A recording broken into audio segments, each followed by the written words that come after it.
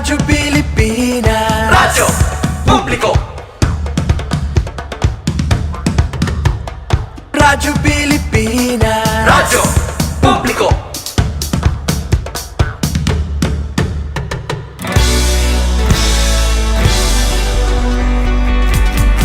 mahalagang mga balita, napapanahong impormasyon. Kami ang inyong gabay pag may bagyo at sakuna. Serbisyo ng gobyerno kapag may nangangailangan. Mga proyekto ng Pangulo, damang-dama ang pagmamahal niya. Tulay ng mga hinaing, ang problema ng bayan ating lulutasin. Tulay sa himpapawid, tulay ng pagbabago. Radyo Pilipinas, Radyo Publiko. ng bagong Pilipinas. Radyo Publiko.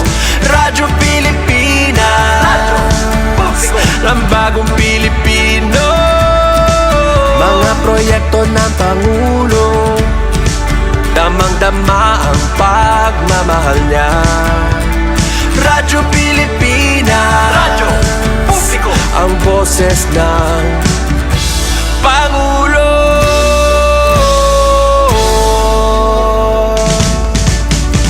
Karamay nyo kami, kahit malayo man kami nakakarating. OFW magsasaka, buhay ay iba't iba, san mang lugar ng bansa natin. Tulay ng mga hinaing, ang problema ng bayan ating lulutasin. Tulay sa himpapawid, tulay ng pagbabago. Radyo Pilipinas, Radyo Publiko. ng bagong Pilipinas. Radyo Publiko. Radyo Pilipinas, Radyo Publiko. ng bagong Pilipino. Mga proyekto ng Pangulo, damang-dama ang pagmamahal niya.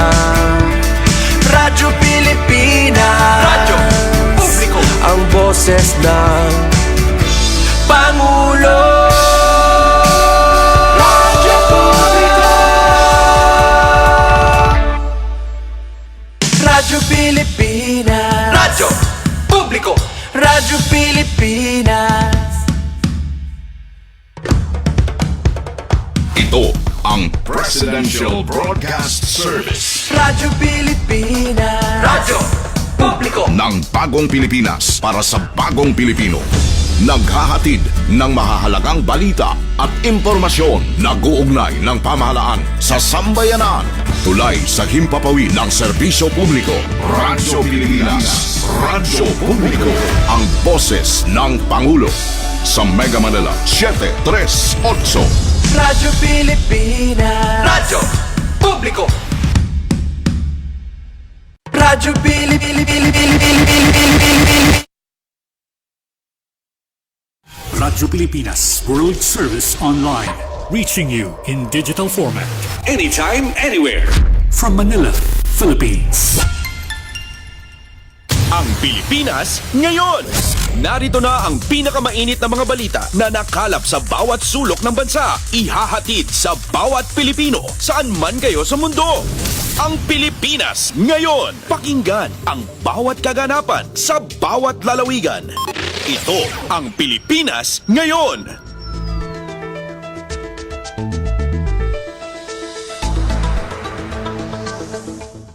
Magandang araw po sa ating mga tagapakinig. Welcome po ulit sa ating programang Ang Pilipinas Ngayon. Sa ngalan ni Ven Blones, ito po si Steph Vicente. Samahan niyo po ako sa kabuuan ng ating palatuntunan.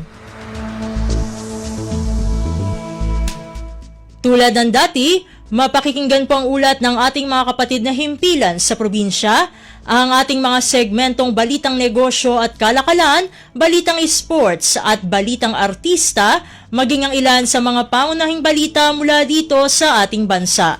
Yan po sa kabuuan ng ating palatuntunan, ang Pilipinas ngayon. Kumpleto, detalyadong balitaan, di papahuli sa mahahalagang kaganapan. Kamustahin ang inang bayan, ang Pilipinas ngayon. Sa mahalagang balita, pag-aresto kay dating Pangulong Rodrigo Roa Duterte hindi maituturing na extraordinary rendition.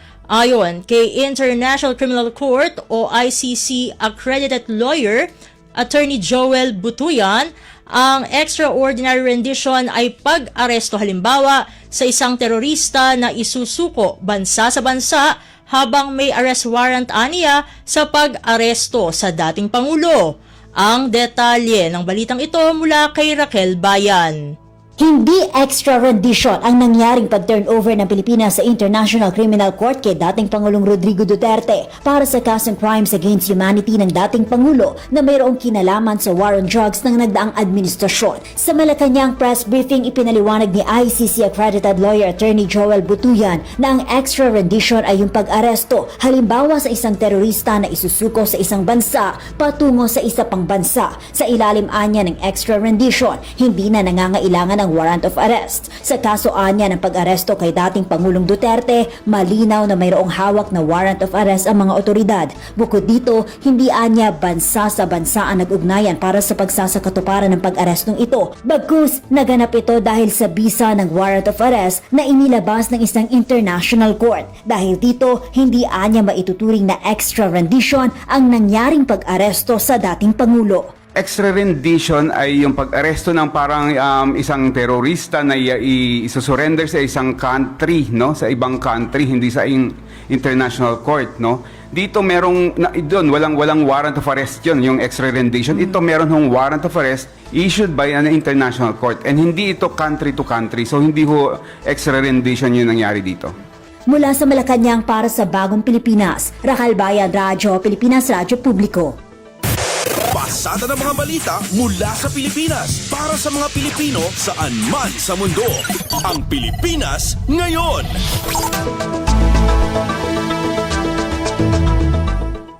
Samantala, dating Pangulong Rodrigo Roa Duterte, walang malubhang problema sa kalusugan. Ito ang kinumpirma ng anak ng dating Pangulo na si Vice President Sara Duterte. Ang detalye ng balitang ito mula naman kay Dayan Lear. Kinumpirma ni Vice President Sara Duterte na walang malubhang sakit ang dating Pangulong Rodrigo Duterte. Ayon kay VP Duterte, ang idinadaing lamang ng kanyang ama ay pananakit ng tuhod at likod na anay karaniwang iniinda ng mga nakatatanda. Bukod dito, nahihirapan din umano ang dating Pangulo sa matinding lamig sa the Netherlands. Sinabi pa ng Vice Presidente na humina na rin ang paningin at pandinig ng dating Pangulo dahil sa kanyang edad. Samantala, tiniyak ni VP Duterte na walang dapat ikabahala ang mga testigo at pamilya ng mga biktima ng extrajudicial killings sakaling bumalik sa Pilipinas ang dating Pangulo. Anya, wala itong kakayang manggipit o magtanim ng ebidensya lalo't ngayong may edad na ito at wala na sa kapangyarihan. Mula sa Mandaluyong City para sa Bagong Pilipinas, Dayan Lear, Radyo Pilipinas, Radyo Publiko. Kumpleto, detalyadong balitaan, di papahuli sa mahahalagang kaganapan. Kamustahin ang inang bayan, ang Pilipinas ngayon.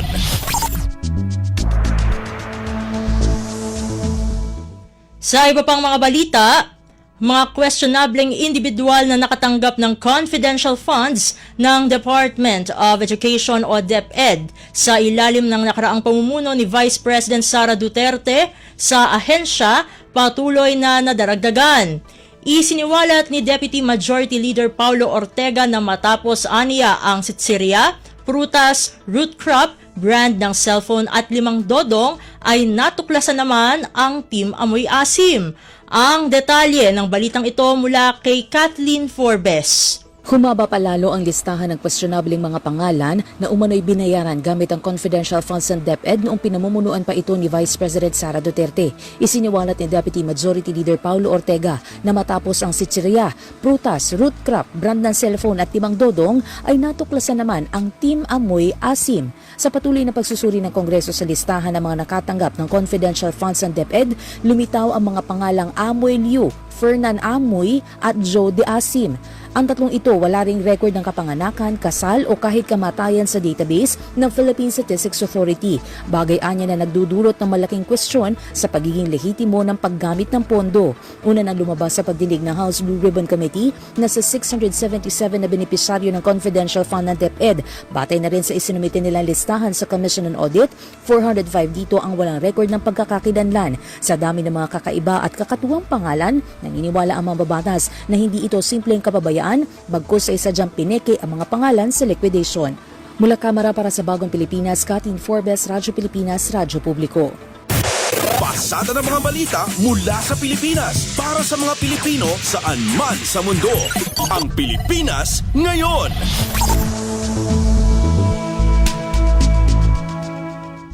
Sa iba pang mga ulat, Lanao del Sur Representative Zia Alonto Adyong pinuri ang pagsasampa ng kaso laban sa mga tauhan ng Davao Civil Registrar na tumulong sa mga Chinese national na makakuha ng Peking birth certificate.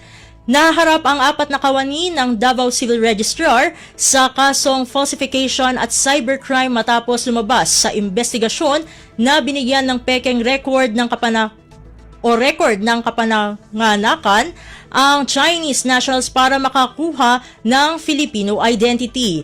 Ang detalye ng balitang ito mula pa rin kay Kathleen Forbes. Welcome para kay Lanao del Sur, Representative Zia Alonto Adyong ang pagsasampa ng kaso ng NBI laban sa mga empleyado ng Davao City Civil Registrar's Office kasunod ng umano'y pagbibigay ng Peking birth certificates para sa mga Chinese nationals. Naharap ang 4 na kawani ng Davao Civil Registrar sa kasong falsification at cybercrime matapos lumabas sa investigasyon na binigyan nila ng Peking record ng kapanganakan ng Chinese nationals para makakuha ng Filipino identity. Ang pineking dokumento ginamit naman para makakuha ng pasaporte kaya't nakapasok at illegal sila nakapagtrabaho sa bansa. Apela naman ang mambabatas sa DOJ, Philippine Statistics Authority at ang DFA na magsagawa ng review sa lahat ng record ng kapanganakan sa nakalipas sa 10 taon sa mga lugar na may biglang pagtaas ng bilang ng mga migranteng Chino. Pinasusuri din niya sa Bureau of Immigration ang mga alien employment permit at investor visa at ihambing ito sa mga Peking pagkakakilanlan. Giit pa niya na ang mga opisyal na nagpaparami ng dayuhang may Peking papeles dito sa Pilipinas ay hindi dapat manilbihan sa pamahalaan at dapat makasuhan. Para sa Bagong Pilipinas, Katin Forbes, Radyo Pilipinas, Radyo Publiko. Kumpleto, detalyadong balitaan, di papahuli sa mahahalagang kaganapan. Kamustahin ang inang bayan, ang Pilipinas ngayon.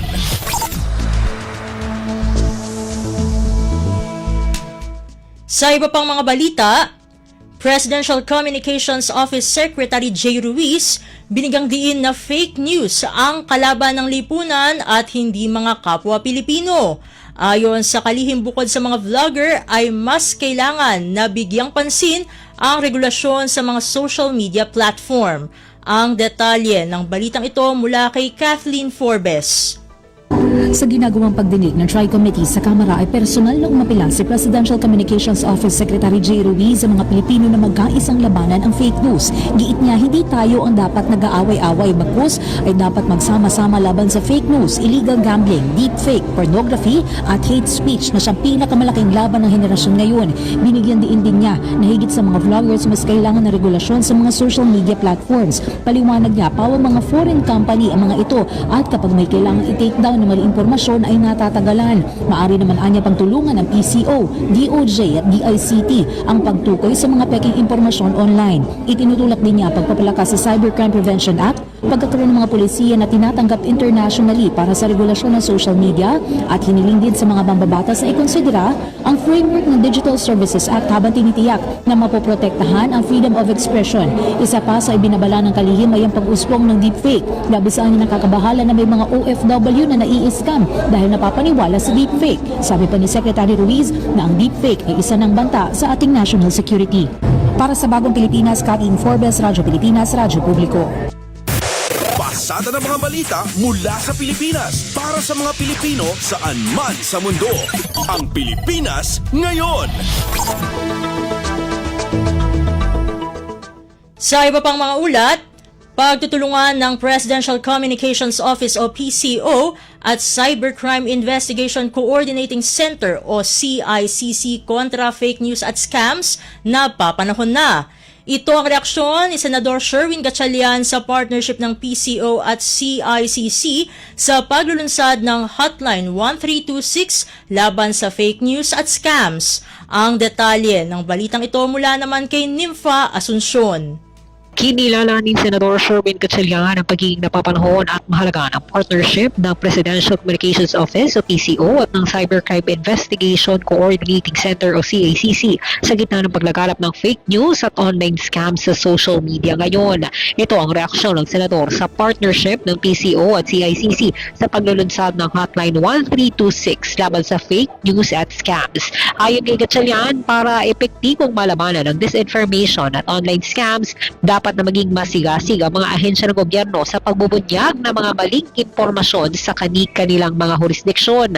Dapat rin anyang makatuwang ng gobyerno sa ganitong ang mga kampanya ang mga pribadong organisasyon kasama na ang media. Binigyang diin ni Gatchalian na hindi dapat magdalawang isip ang pamahalaan sa pagpapanagot sa mga sangkot sa pagpapakalat ng disinformation na may mga malisyosong intensyon. Mula Senado para sa Bagong Pilipinas, Nympha Asuncion, Radyo Pilipinas, Radyo Publiko.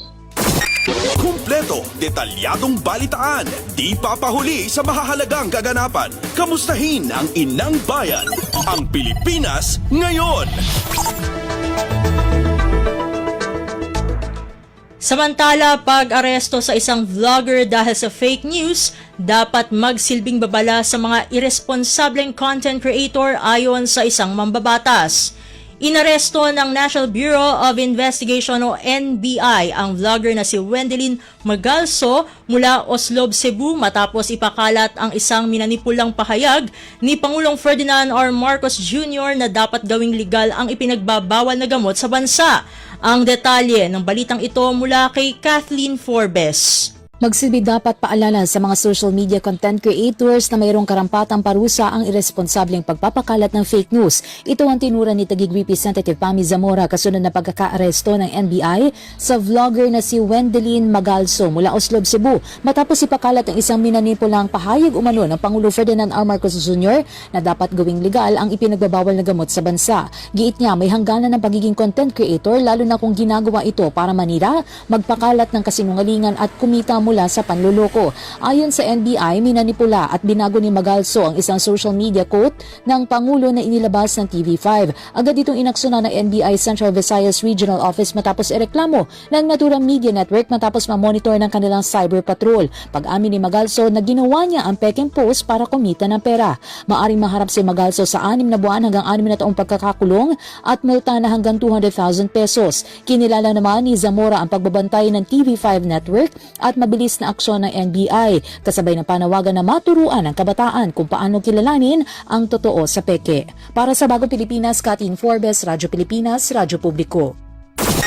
Kumpleto, detalyadong balitaan, di papahuli sa mahahalagang kaganapan. Kamustahin ang inang bayan, ang Pilipinas ngayon.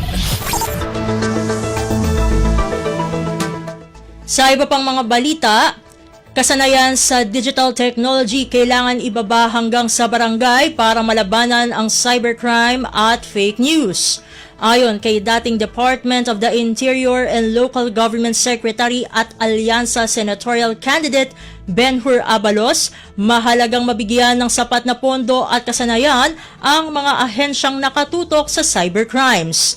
Ang detalye ng balitang ito mula pa rin kay Kathleen Forbes. Iginiit ni dating DILG Secretary at Alyansa Senatorial Candidate Ben-Hur Abalos ang pangangailangan na mamuhunan sa digital technology at sanayin ng kapulisan hanggang sa barangay level upang epektibong malabanan ng cybercrime at fake news. Sa ikinasampulong balitaan ng Alyansa para sa Bagong Pilipinas, natanong ang mga pambato ng administrasyon kung paano malalabanan ng fake news. Tugon ni Abalos, mahalagang mabigyan ng sapat na pondo ang mga ahensya na katutok sa cybercrimes at ang pagbibigay kasanayan sa mga cybercops. Ipinunto niya na mula sa theft o pagnanakaw, nangunguna ng krimen sa bansa ang cybercrime. Inihalimbawa pa niyang isang fake news ng pangho-hold up umano sa Quezon City na nangyari 7 taon na pala ang nakalipas, kaya kinangailangan pa anya itong itama ng PNP sa kanilang mga social media page. Ang mahalaga ngayon anya ay bigyan ng expertise ang bawat lungsod at munisipyo patungkol sa digital technology. Mungkahi pa niya na mag-train ng mga non-uniform personnel na siyang tutulong para sa pagbabantay sa krimen sa cyberspace. Suportado rin niya ang pagtutulak ng mas mahigpit na batas kaugnay sa pagiging krimen ng fake news, mga gumagawa nito at maging ang mga nag-share ng peking balita. Para sa Bagong Pilipinas, Kathleen Forbes, Radyo Pilipinas, Radyo Publiko. Kumpleto, detalyadong balitaan, di papahuli sa mahahalagang kaganapan. Kamustahin ang inang bayan, ang Pilipinas ngayon.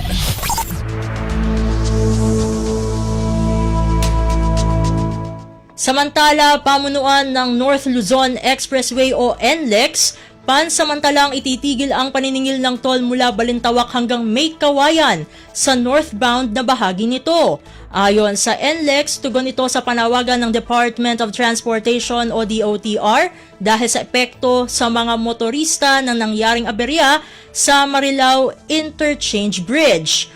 Ang detalye ng balitang ito mula naman kay Mary Ann Bastasa.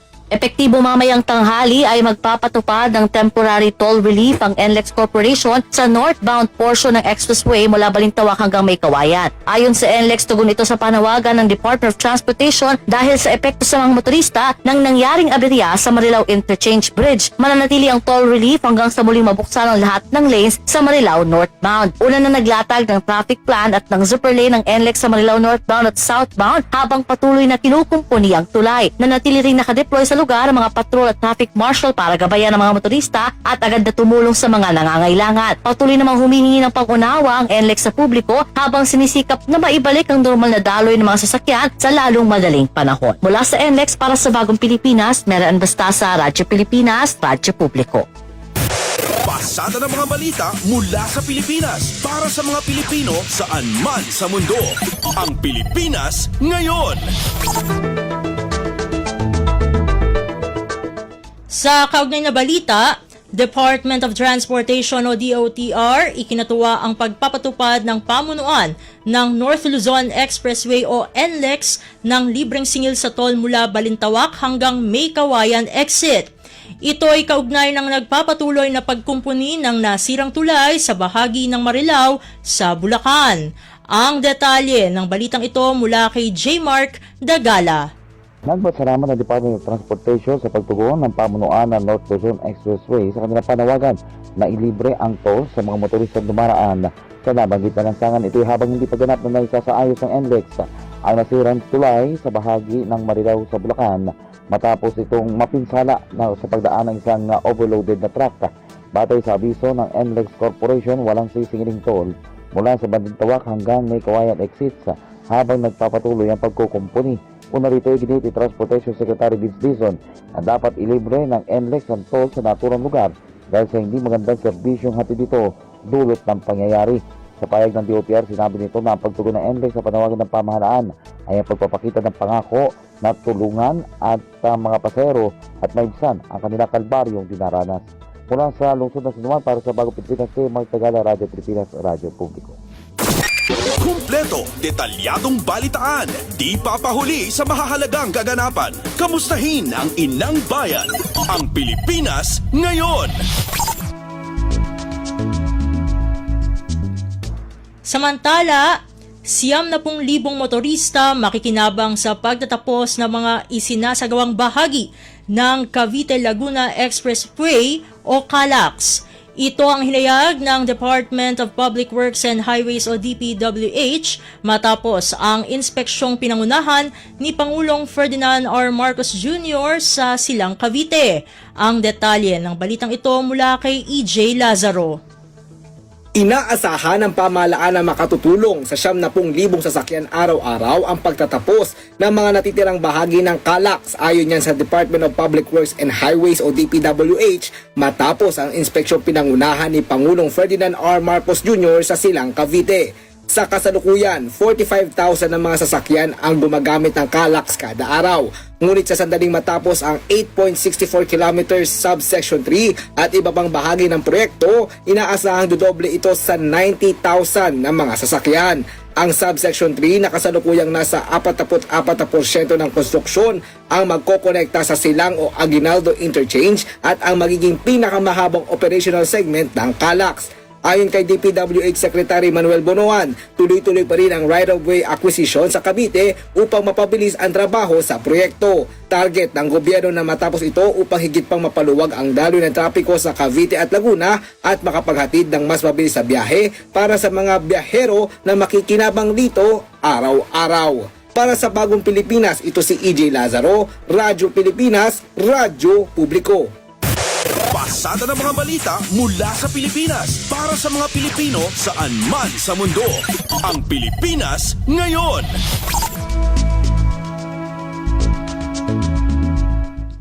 Sa iba pang mga balita, pagpapalakas sa sektor ng real estate patuloy na sinusuportahan ng Kongreso. Ayon kay House Speaker Martin Romualdez, ito ay para magkaroon ng matatag na industriya ng real estate sa gitna ng malaking tulong nito sa ekonomiya ng bansa. Ang detalye ng balitang ito mula kay Kathleen Forbes. Welcome para kay Lanao del Sur, Representative Zia Alonto Adyong ang pagsasampa ng kaso ng NBI laban sa mga empleyado ng Davao City Civil Registrar's Office kasunod na umano'y pagbibigay ng peking birth certificates para sa mga Chinese nationals. Naharap ang 4 na kawani ng Davao Civil Register sa kasong falsification at cybercrime matapos lumabas sa investigasyon na binigyan nila ng peking record ng kapanganakan ng Chinese nationals para makakuha ng Filipino identity. Ang pineking dokumento ginamit naman para makakuha ng pasaporte kaya't nakapasok at illegal sila nakapagtrabaho sa bansa. Apela naman ang mambabata sa DOJ, Philippine Statistics Authority at ang DFA na magsagawa ng review sa lahat ng record ng kapanganakan sa nakalipas sa 10 taon sa mga lugar na may biglang pagtaas ng bilang ng mga migranteng Chino. Pinasusuri din niya sa Bureau of Immigration ang mga alien employment permit at investor visa at ihambing ito sa mga peking pagkakakilanlan. Giit pa niya na ang mga opisyal na nagpaparami ng dayuhang may peking papeles dito sa Pilipinas ay hindi dapat manilbihan sa pamahalaan at dapat makasuhan. Para sa Bagong Pilipinas, Kathleen Forbes, Radyo Pilipinas, Radyo Publiko. Kumpleto, detalyadong balitaan, di papahuli sa mahahalagang kaganapan. Kamustahin ang inang bayan, ang Pilipinas ngayon. Samantala, mga diskwento at pribilehiyo para sa persons with disability o PWDs mananatili habang lumilipat sa Unified ID System. Layon ng pagbuo ng Unified ID System na matugunan ang illegal na pag-issue, pagbebenta at paggamit ng pekeng PWD IDs at mapahusay ang paghahatid ng serbisyo sa nasabing sektor. Ang detalye ng balitang ito mula naman kay Ray Ferrer.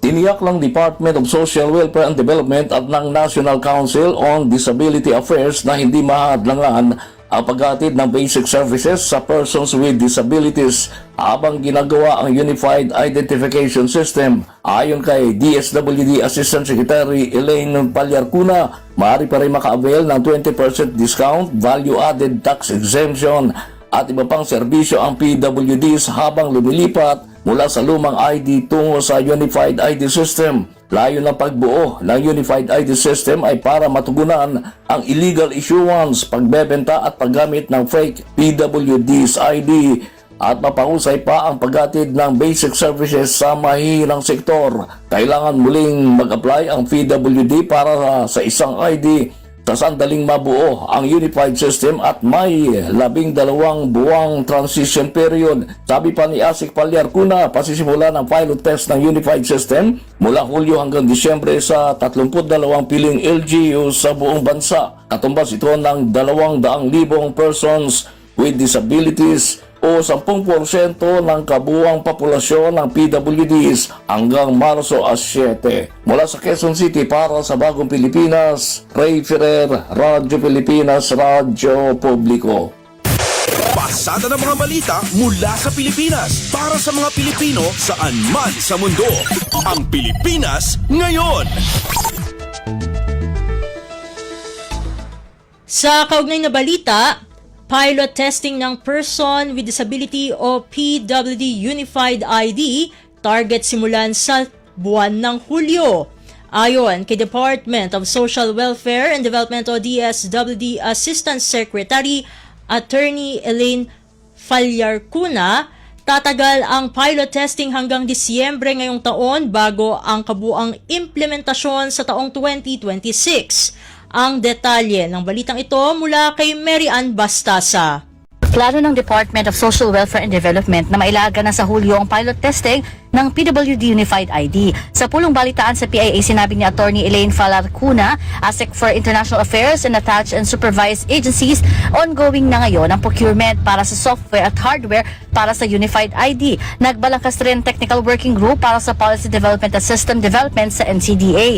Tinatarget na maisama sa pilot rollout ang 32 LGU sa bansa o kumakatawan sa 200,000 PWDs. Tatagal ang pilot testing hanggang Disyembre bago ang full implementation nito sa 2026. Tiniyak ng DSWD na magkakaroon ng advanced security feature gaya ng QR code ang PWD Unified ID nang hindi na ito mapeke at maabuso pa. Mula sa DSWD para sa Bagong Pilipinas, Mary Ann Bastasa, Radyo Pilipinas, Radyo Publiko.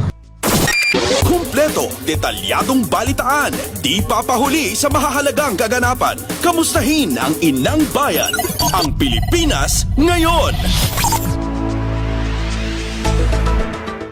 Samantala, 2 baybayin na lamang sa bansa ang may paralytic shellfish poison o toxic red tide. Ayon sa Bureau of Fisheries and Aquatic Resources o BIFAR, ang Dumanquillas Bay sa Zamboanga del Sur at coastal water ng Tungawan sa Zamboanga, Sibugay Province ang natitirang baybaying dagat na may toxic red tide. Ang detalye ng balitang ito mula kay Ray Ferrer. Nabawasan na ang mga coastal water sa bansa na positibo sa paralytic shellfish poison o toxic red tide. Ngayon, ayon sa Bureau of Fisheries and Aquatic Resources, ang Dumanquillas Bay sa Zamboanga del Sur at coastal water ng Tungawan sa Zamboanga, Sibugay Province ang natitira na lamang na baybaying dagat ang may toxic red tide. Mahigpit na pinagbabawal ng BIFAR at lokal na pamahalaan ang paghango at pagbenta ng mga lamang dagat na nakukuha mula dito. Uling idineklarang ligtas sa toxic red tide ang coastal waters ng Leyte sa Leyte at Matarino Bay sa Eastern Samar. Lahat ng uri ng shellfish at iba pang lamang dagat mula sa nabanggit na coastal waters ay ligtas na sa human consumption. Mula sa Quezon City para sa Bagong Pilipinas, Ray Ferrer, Radyo Pilipinas, Radyo Publiko. Pasada ng mga balita mula sa Pilipinas para sa mga Pilipino saan man sa mundo. Ang Pilipinas ngayon. At iyan ang mga may init na balita para sa araw na ito. Samantala, ating antabayanan ng mga ulat mula sa ating mga kapatid na himpilan sa probinsya para sa ating regional news. Magbabalik ang ating programang Ang Pilipinas Ngayon makalipas ang ilang paalala. Hinuhulma ang kasanayan ng manggagawang Pilipino. Sa ilalim ng administrasyon ni Presidente Ferdinand Marcos Jr., katuwang ang TESDA ay patuloy ang pagtatag ng pangarap sa tulong ng SBMA Center for Excellence. During the job fair, kinukulang na ang nag-a-apply. Kaya together with TESDA, naglagay kami ng kanilang facility at papalakihin pa namin para mas marami kaming natuturuan at titrain ng mga trabahador at makuha sila dito. Yung aming education enhancement skill for the workers, kailangan maging competitive din tayo. We can do it and we are training them to do it. Kasama ng manggagawang Pilipino ang Administrasyong Marcos sa pagtupad ng kanilang mga pangarap. Sa pamahalaang Marcos, ang bagong Pilipinas nakikita na sa nagbabagong Pilipinas. Patuloy ang trabaho, patuloy ang pagbabago. Time to celebrate kulturang Pinoy, tradisyon, musika, sining, literatura at iba pa. Anything and everything fun and Filipino. Ito ang Pinoy Kultura. Bahay kubo, kahit munti. It's a song Filipino mothers teach their kids early on, a sort of teaching song na tuturo sa mga bata magbigkas ng salitang Pilipino, of all things, pangalan ng mga gulay, and maybe encourage them to eat vegetables. Everyone knows it. If you don't, hindi ka lumaking batang Pilipino. Wikipedia describes it as a Tagalog folk song that talks about a cube house made of bamboo with a roof of nipa or palm leaves, surrounded by different vegetables found in the Philippines. Wikipedia says it's from the lowlands of Luzon. It's said to have been written by national artist Felipe Padilla de Leon, was first included in the collection of Filipino folk songs in 1924. In 1966, famous soprano Silvia La Torres sang her version of it on her album. Bahay, kubo, kahit munti. In 68, Sampaguita Pictures made it into a movie based on the lyrics. Ryan Cayabyab included it in his album. Lea Salonga sang it. Ang halaman doon ay sari-sari. The UP Madrigal singers sang it at the 116th anniversary of the First Philippine Republic.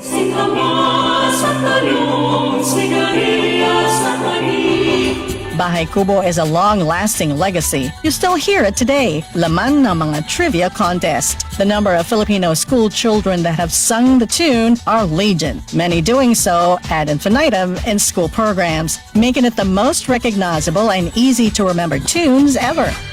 Oh, naalala mo pa ba? Ilang gulay ang binabanggit sa Bahay Kubo? Can you name them all? Yan ang Pinoy kultura because our culture is cool.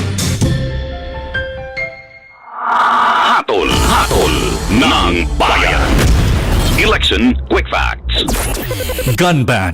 Mula January 12 hanggang June 11, 2025 ay iiral ang gun ban sa buong bansa kasabay ng pagpasok ng election period para sa 2025 midterm elections na gaganapin sa May 12.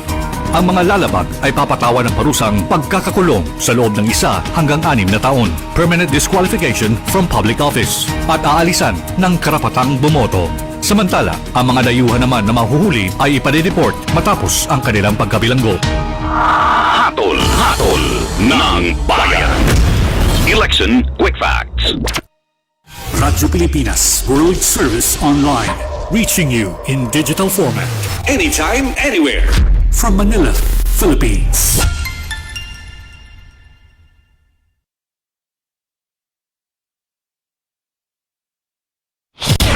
Balita mula sa lalawigan sa bawat rehiyon ng ating bayan. Dito sa Ang Pilipinas Ngayon.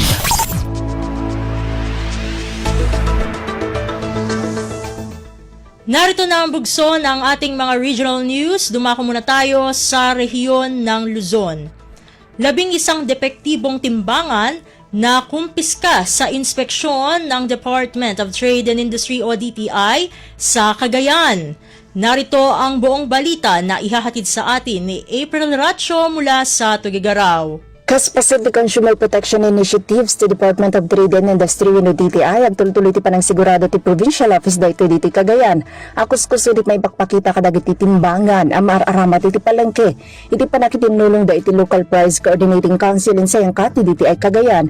Ti operation timbangan iti ili ti Tuwaw ang nagresulta iti panakakumpiskar kadag iti 10 ket maysa a weighing scales kay pasan a maduktalan a depektibo dagitoy. Pakabuklan at itupulukot siya weighing scales tinaidalan iti inspeksyon iti duwa a palengke daytoy tapno masigurado ti panagtulnog dagiti aglako kadagiti accuracy ken fairness regulations. Ganda ti regular a maisasengkat ng operation timbangan a maikat ti panangaramat ti detektibo at timbangan ket maitangdudo ti umno a business practices ken maprotektaran pay ti karbengan dagiti consumer. Impalagid mo ti DTI kadagiti business owners a regular nga i-calibrate dagiti weighing scales da tapno maliklik kantin multa ken pan nakakumpiskar. Manipod syudad ti Tuguegarao daytoy na April sa Lucon Ratio para iti Radyo Pilipinas World Service. Balita mula sa lalawigan sa bawat rehiyon ng ating bayan. Dito sa Ang Pilipinas Ngayon. Inyong napakinggan ang ulat ni April Ratio mula sa Tuguegarao. Dakuin naman natin ang Baguio City. Kadiwa ng Pangulo program inilunsad sa PRO Cordillera Administrative Region. Ang kabuang ulat ihahatid naman sa atin ni Jong Munar. Baligi nga na iswat iti katuwang sa diwat gawa para sa masaganang ani at matas na kita wenno kadiwa ng Pangulo Program Sajay Police Regional Office Cordillera Camp Major Bado Dangwa La Trinidad Benguet kagiddan iti dayta nagpinirma iti Memorandum of Understanding the Police Regional Office Cordillera Regional Director Police Brigadier General David Peredo Jr., Department of Agriculture Cordillera Regional Executive Director Attorney Jeneline Dawayan kenda dumapay key officers iti Procar tapno mapapagsapa iti partnership ti ahensya ken DA CAR iti pinakasustener ti agricultural marketing kastulong kadagiti local farmers. Babaen iti daytoy mabalin nga aggilako dagiti manalon iti fresh nga agricultural products jay Procar no sadino kangrunan nga buyers ket dagiti pulis iti kadiwa program ket maysa kadagiti kangrunan nga inisyatibo iti DA tapno matulungan dagiti manalon na direkta mangilako ti produkto dagitoy kadagiti buyers wenno consumers. Nagyaman mat ni Dawayan iti Procar gapo iti panang suportada iti kadiwa program. Kinunana ababain ti daytoy ket magagatang dagiti Procar personnel kan police iti nalaklaka ken fresh nga agricultural products manipod kadagiti manalon. Manipod iti Radyo Pilipinas Baguio, Jong Munar ng ipadabag para ti Radyo Pilipinas World Service. Balita mula sa lalawigan sa bawat rehiyon ng ating bayan. Dito sa Ang Pilipinas Ngayon. Inyong napakinggan ang ulat ni Jong Munar mula sa Baguio City. Puntahan naman natin ang Tabuk, human error, pangunahing dahilan ng vehicular traffic accident sa lungsod ng Tabuk. Ang detalye ng balita ihahatid naman sa atin ni Renzi Roaquin. Human error iti kaadwan ang napasamak nga vehicular accident iti napalabas nga tawan dito sa siyudad ti Tabuk. Naalan dito yung data iti City Public Information Office manipod iti Tabuk City Police Station report. Napasamak dito iti na duma-duma barangay dito sa siyudad. Iti napalabas nga tawan may sagasot 36 iti VTA nga nagresulta iti 18 anatay, 56 iti nasugatan o 47 iti property damage. Nakalap iti City Public Information Office Station at Tabuk iti VTA cases manipod PNP Tabuk iti napalabas atawan kas basaran iti maaramid nga research nga adaan iti titulo Road Safety Starts With You, Comprehensive Road Safety Education. Panggap na ito nga research nga ma-promote iti nananay apanaganad panagtulnog iti lintag trapiko kay road safety responsibility. Manipod DCRK Tabuk City, Renzi Roaquin ang ipagparamag para iti Radyo Pilipinas World Service. Balita mula sa lalawigan sa bawat rehiyon ng ating bayan. Dito sa Ang Pilipinas Ngayon. Inyong napakinggan ang ulat ni Renzi Roaquin mula sa Tabuk. Dakoy naman natin ang Virac. Ilang tour guide sa lalawigan ng Catanduanes isinailalim ng PDRMO sa Community First Aid and Hands-Only CPR Training. Ang kawang ulat ihahatid naman sa atin ni Rosie Nieva. Nagkondusir ang Provincial Disaster Risk Reduction and Management Office Catanduanes training team ng Community First Aid with Hands-Only CPR Training sa Binurong Point Tour Guides. Obheto ka na sambitan ng aktibidad na matauan ng dagdag kaaraman ang mga local tour guides magabot sa life-saving skills. Target kaini na maipreparar ang mga tour guides sa epektibong pagresponde sa mga daipiglala o man na pangyayari. Sigun sa PDRRMO Catanduanes, sa paagi kan pagpapahewas kan kaaraman asin kumpiyansa ka na sambitan ng mga tour guide, suportado man kan training, ang seguridad asin kapakanan kan mga turistang nagbibisita sa Binurong Point. Gikan sa RP Virac, ako si Rosie Nieva para sa Radyo Pilipinas World Service. Balita mula sa lalawigan sa bawat rehiyon ng ating bayan. Dito sa Ang Pilipinas Ngayon.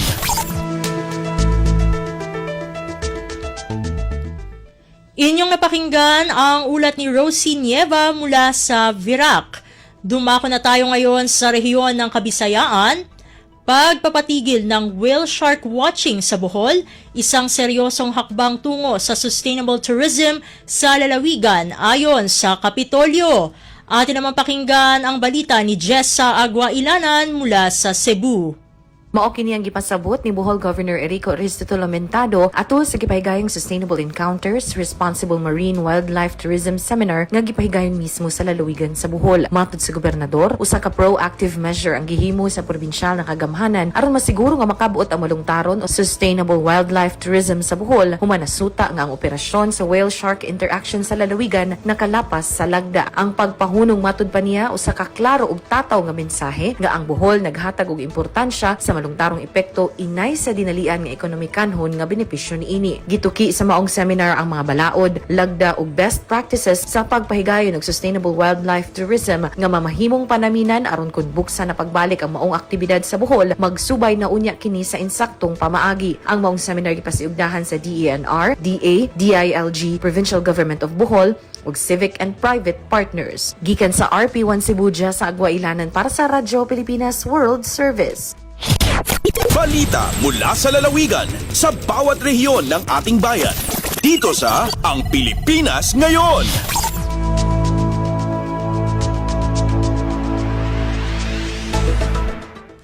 Inyong napakinggan ang ulat ni Jessa Aguailanan mula sa Cebu.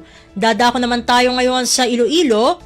Reduce, Reuse, Recycle Project inilunsad sa lalawigan ng Guimaras. Pakinggan ang kabuang ulat na ihahatid naman sa atin ni Paul Tarosa. Pangunahan sang probinsya sang Guimaras ang pagpatuman sang proyekto nga Reduce, Reuse, and Recycle to protect the marine environment and coral reefs sa Pilipinas. Suno kay Governor J.C. Raman Nava masobra 2 ka tuig nga makaligad sang naistoryahan ang proyekto kag bukas gid ang provincial government sa pagpatuman sang programa.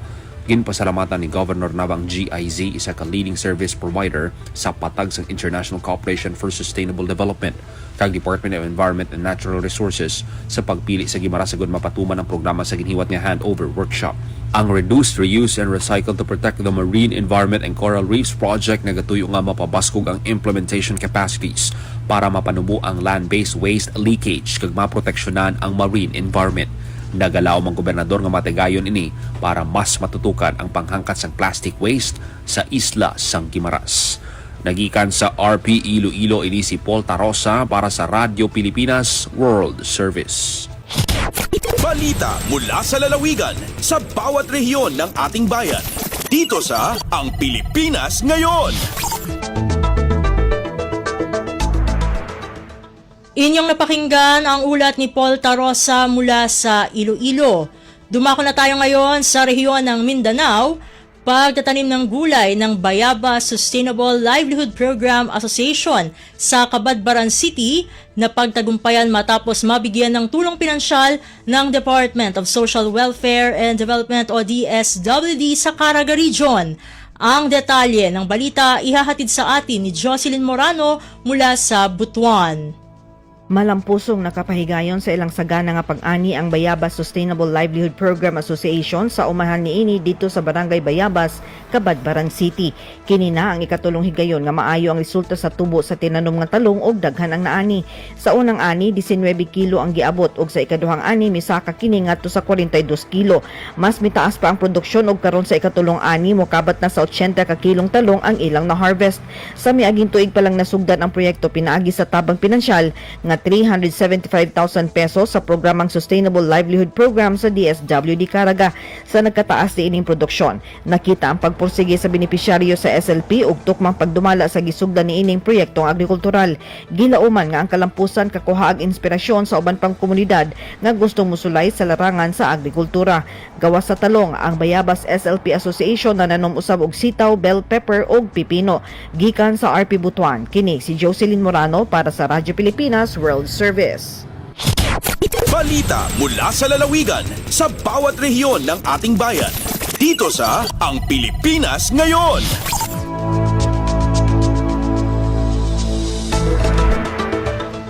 Inyong napakinggan ang ulat ni Jocelyn Morano mula sa Butuan. Dakoy naman natin ang Marawi.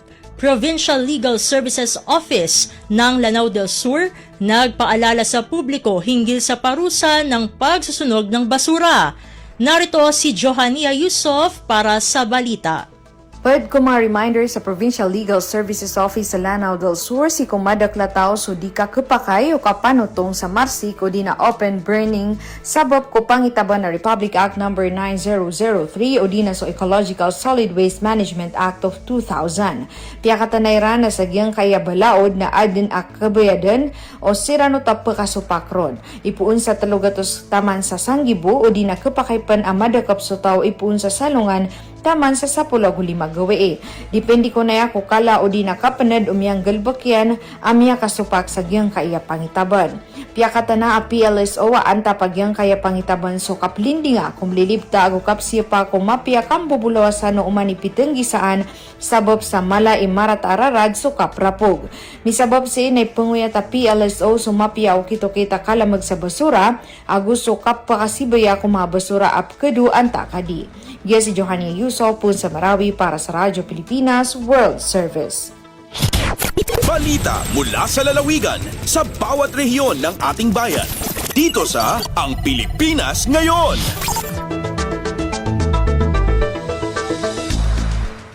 At inyong napakinggan ang ulat ni Johanny Yusof mula sa Marawi. Dito na nagtatapos ang ating regional news. Narito naman ang ating segmentong Balitang Negosyo at Kalakalan na susundan ng segmentong Balitang Sports. Parehas na ihahatid sa atin ng ating kasamang si Leo Magpayo. Magbabalik ang ating programang Ang Pilipinas Ngayon makalipas ang ilang mga paalala. Hatol ng bayan.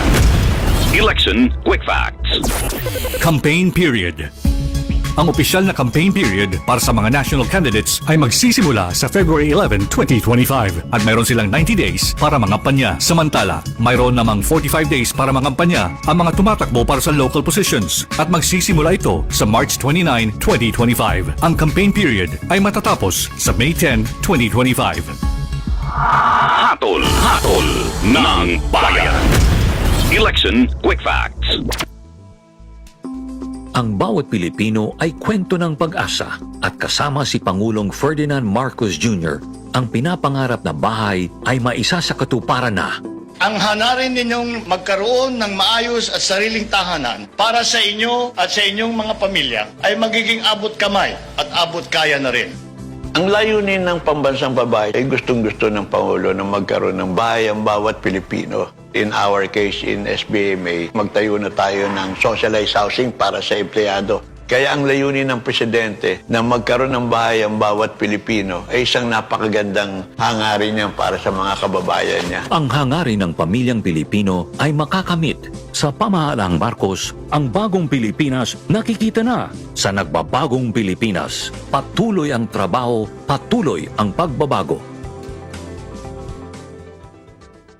Time to celebrate kulturang Pinoy. Tradisyon, musika, sining, literatura at iba pa. Anything and everything fun and Filipino. Ito ang Pinoy Kultura. How could you ever forget the magical feeling that courtship or panliligaw brings in your younger years? High school life, for my high school life, every memory kay ganda. Nandyan yung itutulak ka ng tropa whenever your crush passes by. Ang saya ng high school, singing years in my school, di na mapapantayan. Then you start sending her love letters and flowers at paminsan ay maglalakas loob ka to ask if you could walk her home. And it doesn't end there. May sayawan o disco pag birthday ng barkada and you get to see her there too. Till I met you. Kikiligin ka pag sulyap ni crush. Yayain mong sumayaw pag tugtog ng pinakahihintay na love song. And that evening seems so perfect na parang kayo lang ang tao sa dance floor. I love you more each day. Oh, the beauty of courtship in Pinas. Yan ang Pinoy Kultura because our culture is cool. This is a public service announcement. Isang paalala mula sa National Telecommunications Commission, National Capital Region o NTC-NCR. Ang kanilang Oplan Contra Tax Scams. Binabalaan ng publiko na sakaling kayo ay makatanggap ng kakaibang text messages sa mga di kilalang numero o di kaya ay mga text messages na may kahina-hinalang mga link. Huwag pansinin, huwag pindutin, huwag i-click ang link. Huwag i-click ang link. Ipagbigay alam agad sa NTC website ntc.gov.ph o kaya'y sumulat sa kanilang email na contratextcam@gmail.com. Sa mga panahong ito, huwag padaya, maging wais na madla. Makibahagi sa Oplan Contra Text Cam. This is a public service announcement. Public service announcement from PBS, Presidential Broadcast Service, and Radyo Pilipinas. Madalas inaaraya ng mga magsasaka ang mababang farm gate price ng palay. Pero sa Price Range Scheme o Pricers Program, mataas ang buying price ng NFA para mahikayat silang magbenta ng ani sa pamahalaan. Yun ang aming ginagawa nang masiguro na makapagbigay naman tayo ng magandang hanap buhay sa ating mga magsasaka. Nung pinatupad namin ang pricers and up to this time, more than 8 days ang buffer stock natin. So we're nearing the target of 9 days. Happy na ang magsasaka, nakatulong pa sila sa food security ng bansa. Kaagapay ang gobyerno sa pagtiyak na may pagkain sa bawat hapag sa oras ng sakuna. Saan man, anumang oras, konektado ka sa Radyo Pilipinas World Service Online. Online digital na serbisyo para sa Pinoy sa bagong Pilipinas. Radyo Pilipinas World Service Online. Lagay ng ekonomiya, kalakalan, negosyo at iba pa. Atin ang alamin dito sa Ang Pilipinas Ngayon. Magandang araw. Narito na po ang balitang negosyo at kalakalan. Inanunsyo ni Department of Transportation o DOTR Secretary Vince Dizon na epektibo na simula ngayong Lunes, ika-24 ng Marso, ang pinalawig na operasyon ng Metro Rail Transit o MRT Line 3. Dahil dito, mula sa dating alas 9:25 ng gabi sa huling biyahe sa MRT North Avenue Station ay magiging alas 10:25 na ito ngayon. Habang mula sa dating alas 10:04 ng gabi ay magiging alas 11:04 na ng gabi ang huling biyahe sa Taft Avenue Station. Isang oras din mapapalawig ang oras ng huling biyahe sa bawat istasyon nito mula sa Quezon Avenue hanggang Magallanes. Ngayong umaga, bumisita sa tanggapan ng Metropolitan Manila Development Authority o MMDA sa Pasig City si Dizon para makipagpulong kay Chairman Don Artes at bantayan ang nagpapatuloy na tigil pasada ng grupong Manibela. Para sa mga detalye hinggil sa mga oras ng huling biyahe ng MRT sa bawat istasyon, bisitahin lamang ang social media pages ng MRT3 at DOTR. Lagay ng ekonomiya, kalakalan, negosyo at iba pa. Atin ang alamin dito sa Ang Pilipinas Ngayon. Bumaba ng isang pwesto sa ika-9 ang Pilipinas bilang most attractive foreign destinations para sa mga namumuhunang Hapon nitong taong 2024. Ayon sa pinakahuling survey ng Japan Bank for International Cooperation o JBIC para sa mga overseas business operations ng mga manufacturing companies ng Japan para sa taong 2024, ipinakita na nagpalit ng posisyon ang Pilipinas at Malaysia sa mga promising na bansa para sa mga kumpanya sa Japan na may negosyo sa ibang bansa sa susunod na 3 taon.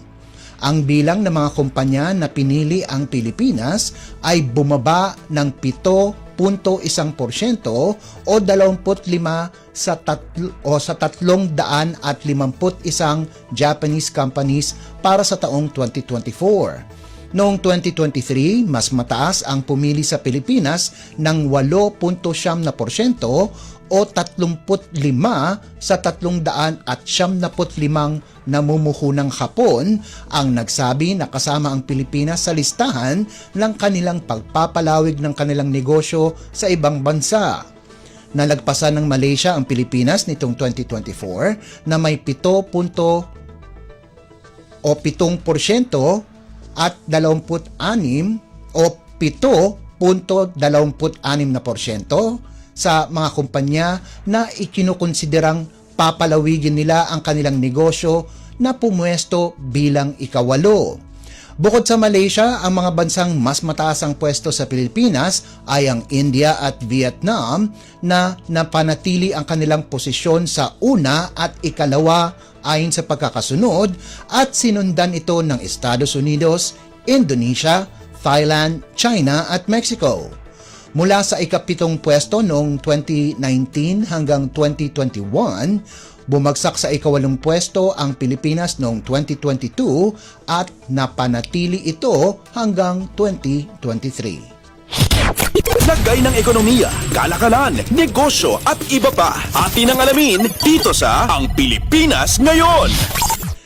Hinimok ni Finance Secretary Ralph Recto ang Insurance Commission o IC na lampasan ang kanilang regulatory role bilang tagapangasiwa at magtakda ng mataas na misyon para sa pangarap ng bawat Pilipino. Ito ay sa pamamagitan ng pagtatakda ng mas mataas na pamantayan, pagsusulong ng kapangyarihang pinansyal para sa lahat, at pagtiyak na ang bawat polisiya at regulasyon ay tunay na tumutugon sa nagbabagong pangangailangan ng mamamayang Pilipino. Ito ang mensahe ni Recto sa ika-76 na anibersaryo ng IC na siyang binasa ni Undersecretary Maria Lualhati Dorotan Chuseco. Ang IC ay isang ahensya sa ilalim ng Department of Finance o DOF na nangangasiwa sa industriya ng insurance, pre-need at health maintenance organization o HMO alinsunod sa insurance code. Pinuri rin ni Secretary Recto ang IC sa pagpapatatag ng industriya ng insurance sa bansa na ngayon ay mas matibay, matatag at maasahan sa pagbibigay ng seguridad para sa mga Pilipino. Noong 2024, lumago ng 6.4% ang pinagsamang asset ng industriya na umabot sa 2.5 trilyong piso. Tumaas ng 12.8% ang koleksyon ng premium sa 440.4 na bilyong piso habang ang net nitong kita ay lumobo ng 16% sa 56.3 bilyong piso. Umakyat din ng 19% ang kabuang bayad sa mga benepisyo sa 160.3 bilyong piso. Ayon kay Secretary Recto, patunay ito na dumarami na ang mga Pilipinong gumagawa ng matalinong desisyon na mag-invest para sa kanilang seguridad habang patuloy na lumalago ang ekonomiya at tumataas ang kita at oportunidad sa trabaho. Lagay ng ekonomiya, kalakalan, negosyo at iba pa. Atin ang alamin dito sa Ang Pilipinas Ngayon. Umabot na sa mahigit 17.16 na bilyong dolyar ang external debt service burden ng Pilipinas nito lamang taong 2024. Mas mataas ng 18% kumpara noong taong 2023 kung saan mayroon lamang mahigit sa 14.85 bilyong dolyar batay sa pinakahuling ulat mula sa Bangko Sentral ng Pilipinas o BSP. Kapansin-pansin din na ang debt service ng Pilipinas ay mayroong tuloy-tuloy na pag-angat sa lumipas na mga taon tulad na lamang ng mahigit 7 bilyong dolyar na pag-angat noong taong 2020, mahigit 9 na bilyong dolyar sa taong 2021 hanggang sa mahigit 8 bilyong dolyar noong taong 2022. Ang external debt service burden ay pumapatungkol sa pagbabayad ng isang bansa sa mga utang na mula sa mga banyagang institusyon kabilang ang inisyal na halaga ng inutang at interes. Ito ay obligasyon ng isang bansa na magbayad sa itinakdang oras at panahon. Ang patuloy na pagtaas ng utang ng Pilipinas mula sa ibang bansa ay bunsod ng kakulangan sa pondo sa kadahilanang mas lamang ang nagagastos ng gobyerno kumpara sa kinikita nito. Lagay ng ekonomiya, kalakalan, negosyo at iba pa. Atin ang alamin dito sa Ang Pilipinas Ngayon. Kapit mga motorista dahil tuluyan nang natapos ang tuloy-tuloy na pagbaba ng presyo ng petrolyo. Simula sa Martes, Marso 25 ay tataas na muli ang presyo ng gasolina ng piso at 10 sentimo kada litro. Samantala, ang presyo naman ng diesel at kerosene ay tataas rin ng 40 sentimo kada litro. Kabilang ang mga kumpanyang Shell Pilipinas, Clean Fuel, Sea Oil at Petrogas sa mga nagpahayag ng pagtaas sa presyo ng kanilang produkto. Ayon sa mga eksperto, ang pagtaas sa presyo ng petrolyo ay bunsod ng namumuong tensyon sa Middle East, mga galaw pang ekonomiya ng Estados Unidos at fiscal stimulus boost sa China. Subalit, napigilan ng Bangko Sentral ng Estados Unidos ang matinding pagtaas sa presyo ng petrolyo sapagkat hindi na muna nila itong linagyan ng interest rate. Maaari ring nakatulong ang ceasefire sa pagitan ng Russia at Ukraine dahil unti-unti nang bumabalik ang petrolyo ng Russia sa pandaigdigang pamilihan. Lagay ng ekonomiya, kalakalan, negosyo at iba pa. Atin ang alamin dito sa Ang Pilipinas Ngayon. At para naman sa sports balita, updates at pinakahuling mga usapin sa mundo ng palakasan. Atin ang pakinggan dito sa Ang Pilipinas Ngayon. nakagawa na naman ng major upset si Filipina tennis star Alex Ayala nang talunin nito si world number 5 Madison Keys ng Estados Unidos 6-4 at 6-2 sa third round ng Miami Open. 2 araw pagkatapos gulantangin si world number 25 Yelena Ostapenko sa second round, lalo pang pinag-igihan ni Ayala at pabagsakin ang reigning Australian Open champion para makapasok sa round of 16. Naging agresibo si Ayala sa baseline sa opening set kung saan inatake nito ang mga second serve ni Keys. Lalong naging kumpiyansa si Ayala sa set 2 kung saan puinersa nito si Keys na magkaroon ng ilang errors. Si Ayala ang kauna-unahang Filipina na nanalo laban sa isang top 10 simula nang nagkaroon ng ranking system noong 1975. Pagkatapos ng laban, pinasalamatan ni Ayala ang kanyang mga magulang at mga Pilipino sa Miami na nanood para suportahan siya. Susunod na mga kalaban ni Ayala ay ang world number 10 na si Paula Badosa ng Espanya. Updates at pinakahuling mga usapin sa mundo ng palakasan. Atin ang pakinggan dito sa Ang Pilipinas Ngayon. Pinagpag ng National University ang second set para talunin ang De La Salle University 25-19, 22-25, 25-20 at 25-18 sa UAAP Season 87 Women's Volleyball Tournament na ginanap sa Mall of Asia Arena nitong linggo. Pinangunahan ni Bella Bilen ang opensa ng Lady Bulldogs sa nalikom nitong 23 puntos mula sa 17 attacks, 4 na blocks at 2 service aces bukod pa sa 17 excellent receptions habang nagdagdag si Alyssa Solomon ng 19 na puntos para panatiliing walang talo ang koponan sa loob ng 8 laro.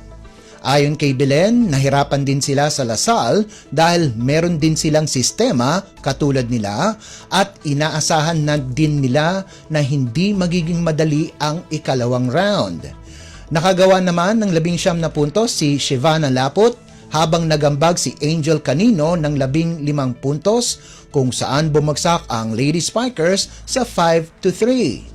Sa naunang laban, tinalo ng Far Eastern University ang University of Santo Tomas 25-22, 26-24, 17-25 at 26-24. Nanguna sa opensa ng Lady Tamaraw si Faida Bacangke sa nagawa nitong 22 puntos habang sina Gers Petalio at Jazz Eliarina ay nagtapos na may 12 puntos bawat isa para pagandahin ang kanilang record sa 5-3.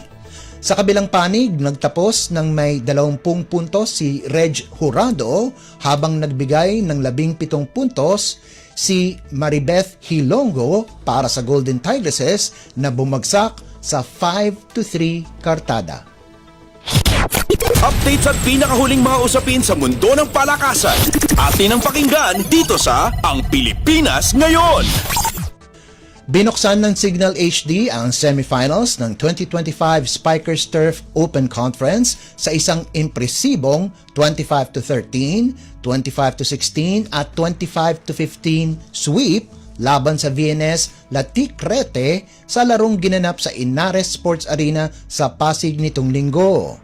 Pinamunuan ng HD Spikers ang Griffins sa lahat ng departamento kung saan tinapos nila ang laban sa loob lamang ng 73 minuto. Natumbasan ng Signal ang kanilang karibal na Criss Cross King Crunchers na naging maganda din ang kanilang panimula sa single round na Final Four ng torneo. Pinabagsak ng Criss Cross sa naunang laban kontra sa Vosges sa loob din ng 3 sets. Dinomina ng HD Spikers ang VNS na may kabuang 42 attacks, 10 kill blocks at 6 na service aces kumpara sa 19 na attacks, 4 na blocks at 8 service ace sa panig ng Griffins.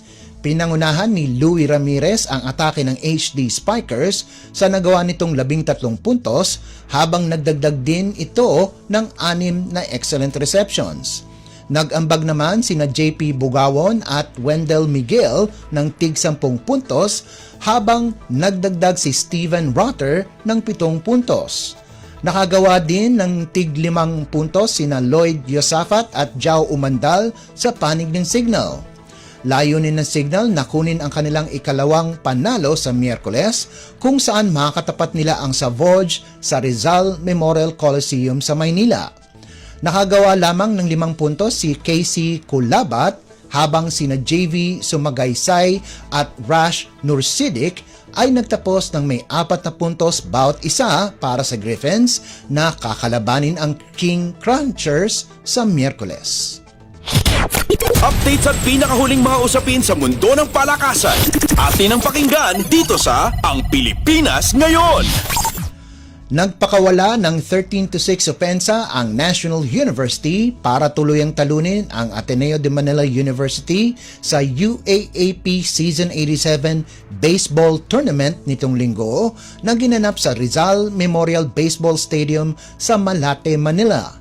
Pinalo ni Herald Tenorio ang kanyang ikalawang home run ngayong season para kunin ng defending champions ang kanilang ika-4 na sunod-sunod na panalo. Dahil sa panalo, napalawig ng Bulldogs ang kanilang winning streak sa 7 laro simula pa noong ikalawang round ng Season 86. Ang huli nilang talo ay nagmula din sa Blue Eagles noong Pebrero 29, 2024. Ngayon, nakuha ng NU ang back-to-back wins laban sa Ateneo kasunod ng 9-5 panalo noong semifinals ng nakaraang season. Layunin ng Bulldogs na tapusin ang opening round ng walang talo laban sa Adamson University Soaring Falcons itong darating na Miyerkules. Updates at pinakahuling mga usapin sa mundo ng palakasan. Atin ang pakinggan dito sa Ang Pilipinas Ngayon. Naging susi si Matthew Wright sa huling panalo ng Kawasaki Brave Thunders laban sa koponan ni Ray Parks Jr. na Osaka Evesa. Nagtapos ang dating PBA standout ng may 11 puntos, 7 rebounds, 4 na assists at 1 steal kung saan tinalo ng Kawasaki ang Osaka 99-92 sa kanilang laban sa 2024-2025 Japan B-League. Ito na ang ika-14 na panalo ng Thunders, subalit nananatili pa din silang nasa ika-8 pwesto sa Central Division. Nakagawa naman ng 16 na markers, 2 assists at 1 rebound si Parks Jr. para mapunta sa ika-3 pwesto sa Western Division tangan ang 22-21 record. Bukod kay Ray Parks Jr., ang koponan nina Dwight Ramos, AJ Edu at Roosevelt Adams ay nagtamo din ng talo. Nakalikom si Ramos ng 14 na puntos, 2 rebounds, 2 assists at 2 steals habang nakakuha din ng isang tapal, subalit bigo pa din ang Livanga Hokkaido laban sa Nagoya Diamond Dolphins 76-68. Dahil sa talo ay napunta ang Livanga sa 5th place ng Eastern Division na may 16-27 record. Samantala, nagtapos naman si Edo ng may 6 na markers, 9 na rebounds, 3 assists, 3 steals at 1 tapal sa 88-68 pagkatalo ng Nagasaki Velka laban sa Kyoto Hanaris. Sila ay nasa ika-6 na pwesto ngayon sa Western Division pagkatapos kunin ng kanilang ika-23 talo sa loob ng 43 laro. Sa kabilang banda, tahimik naman si Adams sa 72-60 pagkatalo ng Yamagata Wyverns kontra Bambitious Nara. Nagtapos si Adams na may 6 na rebounds, 1 puntos at 1 steal sa talo ng Wyverns na may 18-32 record, sapat lamang para sa ika-6 na pwesto sa Eastern Division. Updates at pinakahuling mga usapin sa mundo ng palakasan. Atin ang pakinggan dito sa Ang Pilipinas Ngayon. At yan ang pinakahuling balita sa larangan ng palakasan. Para sa Radyo Pilipinas World Service, ito po si Leo Magpayo. Magandang araw. Updates at pinakahuling mga usapin sa mundo ng palakasan. Atin ang pakinggan dito sa Ang Pilipinas Ngayon.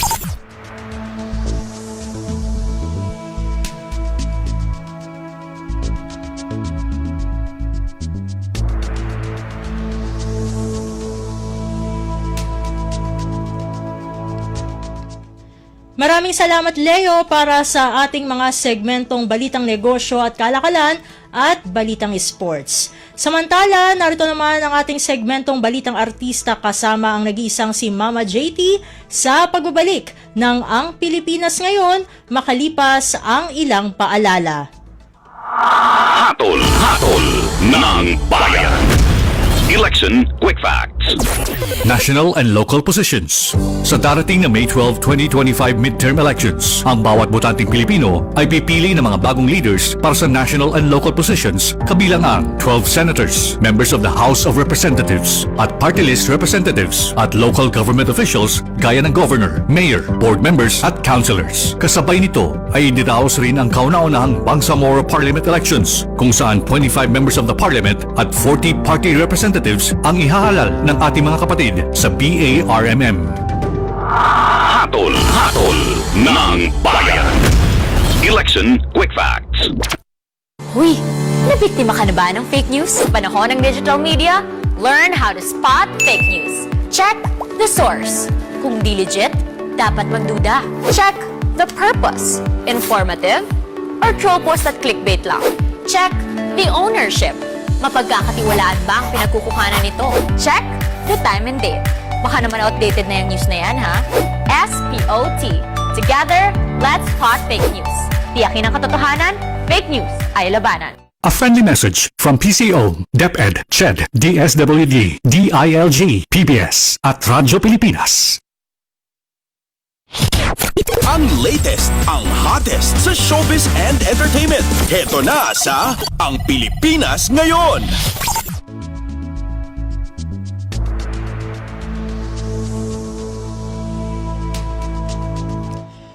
Hello! Magandang araw sa ating mga chismoso at chismosang nagabang ng mga trending na balita sa mundo ng showbiz. Narito na ang ating mga chika for today live.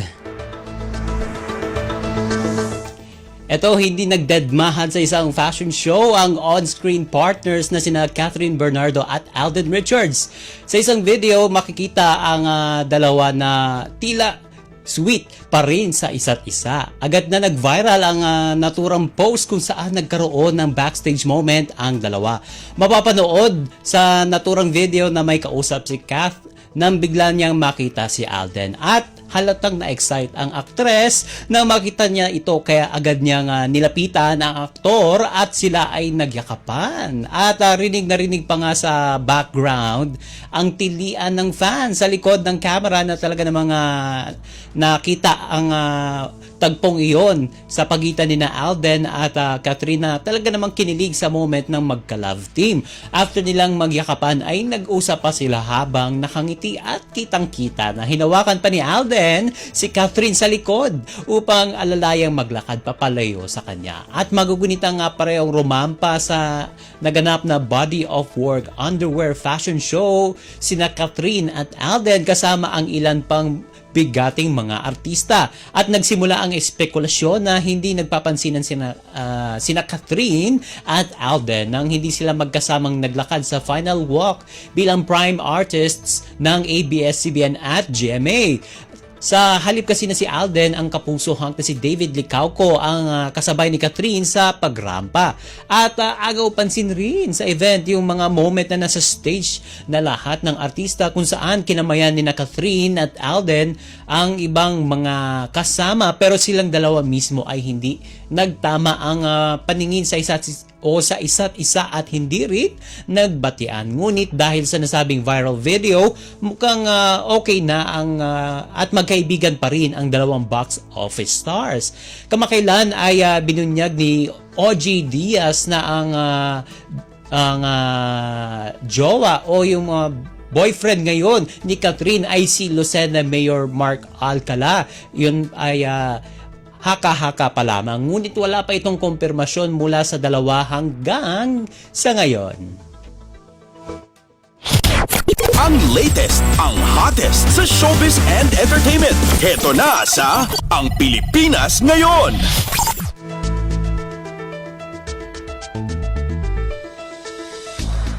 Sa iba pa nating chika for today, pinakilala na ng kapuso comedian at host na si Buboy Villara ang kanyang bagong karelasyon at ang kanyang bagong supling. Nangyari ang grand reveal sa pinakahuling episode ng podcast nila ni Tuesday Vargas, ang Your Honor, na nagsilbi ring birthday episode ng show para kay Buboy. Nag-celebrate itong komedyanteng si Buboy ng kanyang ika-27 kaarawan nitong March 21. Kaya naman naging mas special ito matapos ang naganap na relationship at new baby reveal. Nakilala ng publiko ang bagong non-showbiz partner na si Criza May Sampiano o Isay. Pati na ang kanilang 3-month-old baby na si Kairos o Kyrie. Nakasama ni Tuesday sa pakipagtsikahan kay Buboy ang isa sa mga best friends o BFF ng kapuso comedian na si Jelay Andres bilang co-host. Dito inamin ni Buboy na nagsimula ang love story nila ni Isay nang i-message niya ito online. Ayon kay Buboy, bininyagan na rin nitong weekend ang baby nila ni Isay kung saan kabilang sa tumayong ninong at ninang ng batang iyon ng kapuso couple ay ang kapuso couple na sina Mikael Daes at Megan Yang. Sa isang bahagi ng programa, sinabi ni Buboy na ang pinakamahalagang requirement niya sa muling pagpasok sa isang relasyon ay ang maintindihan ng kanyang partner ang sitwasyon niya bilang isang single father. At dagdag pa ng komedyante, isang answered prayer at blessing in disguise ang pagdating ni Isay sa buhay nito. At si Kyrie naman, ang pangatlong anak ni Buboy, ang unang dalawa na sina Villans Caroline at si George Michael ay anak niya sa dating American live-in partner na si Angeline Gorens. Ang latest, ang hottest sa showbiz and entertainment. Heto na sa Ang Pilipinas Ngayon.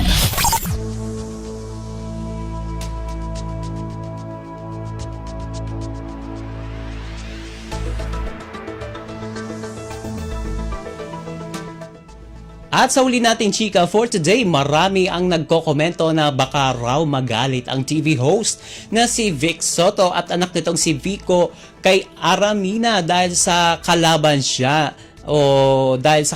sa o dahil sa kalaban siya nakitiket ngayong May 2025 midterm election. Tatakbo kasing konsihal sa ikalawang distrito ng lungsod ng Pasig ang aktres sa ilalim ng partido ng Pasig Mayoralty aspirant na si Sara Diskaya, isa sa mga kalaban ni Vico sa pagkaalkalde ng syudad. Say ni Ara, naniniwala siya na walang issue sa magamang Vic at Vico ang pagsama niya sa ticket ni Diskaya. Kung kilala raw niya ang TV host comedian, hindi siya yung tipong mamemersonal ng dahil sa politika. Ayon sa premyadong aktres, nakatrabaho na niya itong si Bossing noong 2003 sa pelikulang Fantastic Man kung saan siya ang leading lady ng veteran at iconic comedian. Inamin din ito na hindi niya personal na kilala si Vico kaya wala siyang masasabing wala siyang masyadong masasabi tungkol sa binatang alkalde. Nauna rito, sinabi ni Ara na i-delay muna nila ng kanyang asawang si Dave Almarines ang planong pagbubuntis ngayong 2025. At hindi raw kasi in-expect ni Dave na sasabak ngayong 2025 elections ang asawa. Ngunit, suportado naman nito ang ng 100% ang pagpasok ni Ara sa serbisyo publiko. Katwiran ni Ara, pwede naman daw siya magbuntis sa kalagitnaan ng kanyang political career sakaling manalo sa tatakbuhing posisyon. At feeling ng premyadong aktres, ito na ang kanyang tinatawag na calling at destiny. Lalo pa, nasa dugo naman daw talaga niya ang pagseserbisyo sa publiko daw dahil ang kanyang lolo at biological father na si Mel Matay at Chuck Matay ay nagsilbi ring bilang mga public servant sa lungsod ng Quezon. Ang latest, ang hottest sa showbiz and entertainment. Heto na sa Ang Pilipinas Ngayon.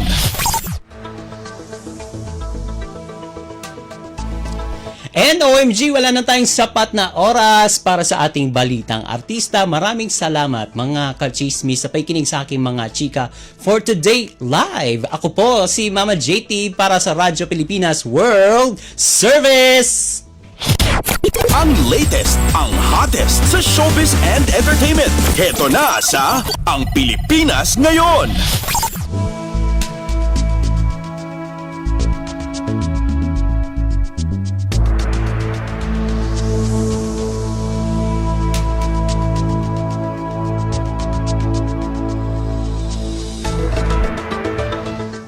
Atin yung napakinggan ang ating segmentong Balitang Artista para sa araw na ito. Samantala, magpapasalamat na tayo sa ating mga nakasama sa studio. Kasama natin si Milo Jonella, Susan Aison, Hiro Lucero at Anthony Pimentel, maging ang ating OJT from Rizal Technological University na si Henry Doblas. Pinasasalamatan din natin ang ating executive producer para sa araw na ito na si Jerome Toledo. Salamat din sa mga naghatid ng mga ulat mula sa Kamaynilaan at mga probinsya, pati na rin ang naghatid sa atin ng mga segmentong Balitang Negosyo at Kalakalan at Balitang Esports na si Leo Magpayo, maging ang naghatid sa atin ng Balitang Artista na si Mama JT. At syempre, maraming salamat sa ating station manager na si Mr. Ray Sampang. Maraming salamat po hanggang sa susunod na edisyon ng ating palatuntunan. Huwag kalimutang mag-like, mag-follow at mag-subscribe na sa ating mga social media account ng Radyo Pilipinas World Service upang maging laging updated sa mga mahahalagang balita. Sa ngalan ni Vendlones, ito po si Steph Vicente. Mabuhay po tayong mga Pilipino. At yan ang Pilipinas Ngayon. Muling samahan si Ven Blones sa parehong oras at alamin ang pinakahuling mga kaganapan at balita saan man kayo naroon. Ang Pilipinas Ngayon.